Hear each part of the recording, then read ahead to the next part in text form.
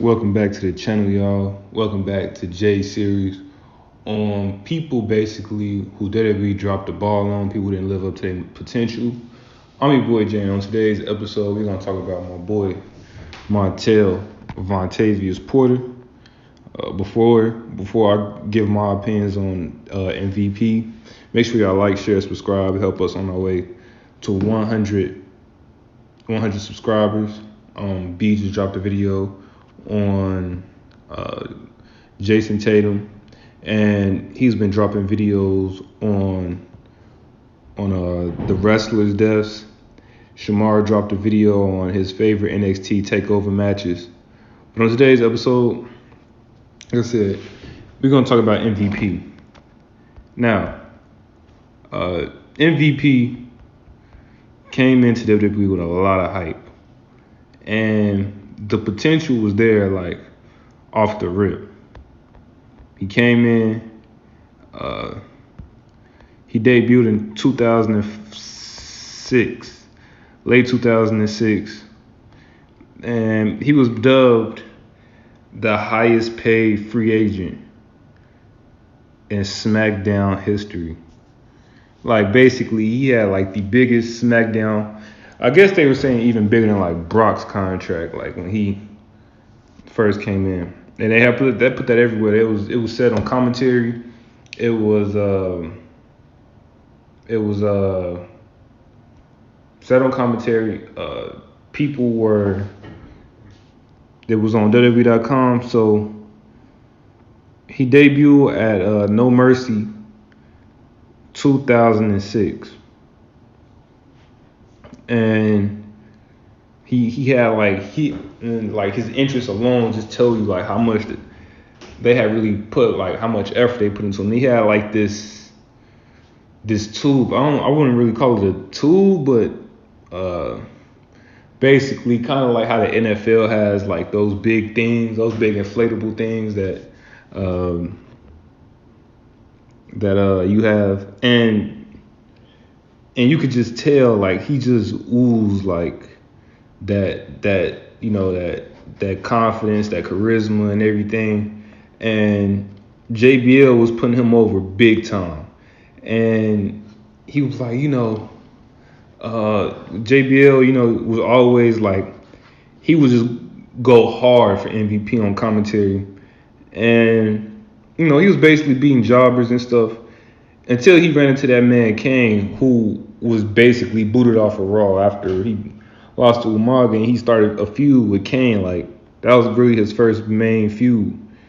And he would beat Kane and and he wouldn't beat him clean, but he would beat him in like street fights, cage matches, and tag matches. But eventually, he lost to him in an Inferno match, and basically, like, that's basically how he ended at 06.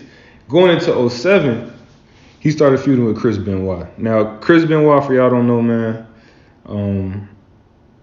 probably one of the greatest technicians that ever lived. But the thing that he did was just disgusting. Now, when he started his feud with Chris Benoit, basically, they were going back and forth. He lost to MVP. No, MVP lost to Chris Benoit at WrestleMania and at Backlash. And then he beat him 2 out of 3 falls at Judgment Day 07. And then, that was his first title. He had beat Chris Benoit for the US title. And that was the beginning of like his rise to what we thought was to the top. Then he started his feud with Matt Hardy. This feud was pretty great too. It kind of, if you've been watching Raw lately, it kind of reminds me of the Viking Raiders and the Street Profits. How they were like, anything you could do, I could do better. So arm wrestling, basketball, anything really you could think of, boxing. And Eventually, they won the tag titles, and basically, so MVP was tag champion and U.S. champion at the same time. And now it's looking like MVP is like on top of the world. Like, all right, this dude is going to be a major player for years to come, uh, and like the sky's the limit for him. So he's flying high on SmackDown. He's doing a lot of big things, and eventually, for some reason down the line, um, he started a losing streak, and it was like he couldn't win a match at all. Like it was just going downhill, and eventually, he lost a lot of the things that made him like they even took his inflatable thing away and all that, and he eventually lost his losing streak after Big Show.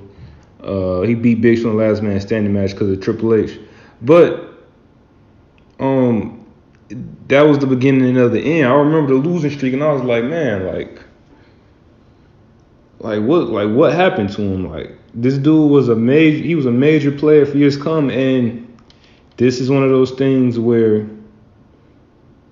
WWE they kind of just give up on you. Like MVP really had all the tools to be great, the promo skills, the ability, everything, and they dropped the ball on him. And then eventually he teamed up with Mark Henry to fight Jericho. They couldn't get the job done.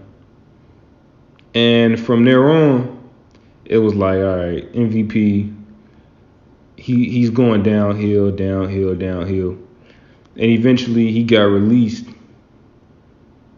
in 2010, in late 2010. So what went wrong with MVP? Now, if y'all listen, I talked about Carlito, the personal demons caught up on him, the drug addictions and everything. The mental state is what messed up Carlito. With MVP, he had everything. He had the mic skills. He was a heat magnet, and they dropped the ball with him. And I can't really pinpoint where they went wrong with MVP. I can't tell you why MVP didn't become a world champion, why he didn't do all these big things like I thought he should have and been a major player for years and years and years. Some people will point that WWE is racist and all this and all that. I don't believe that at all. If y'all look back, Rock was our first black WWE champion. Then we got Kofi Kingston years later. Racism is not the thing in WWE. I don't know where things went wrong, man. He eventually got released, and that was basically till then he went to TNA.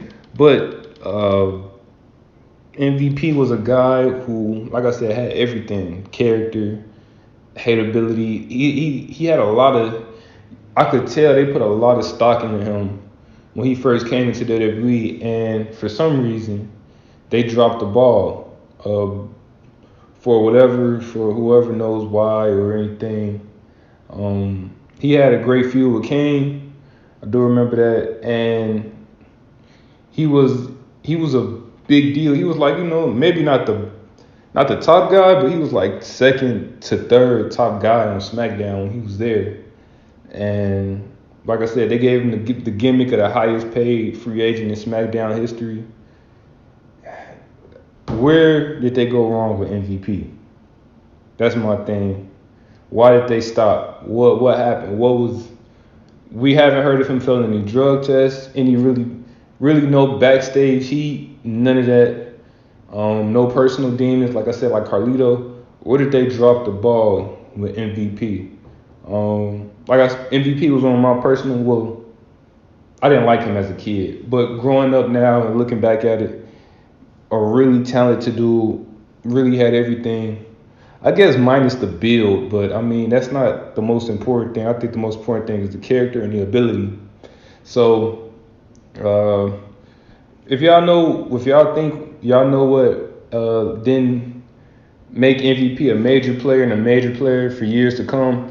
Make sure y'all like, share, subscribe. Comment down below if y'all think MVP should did more than what he did. We on our road to 100 subscribers.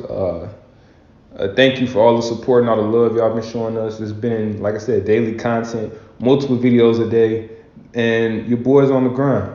I'm your boy Jay, and I'm out.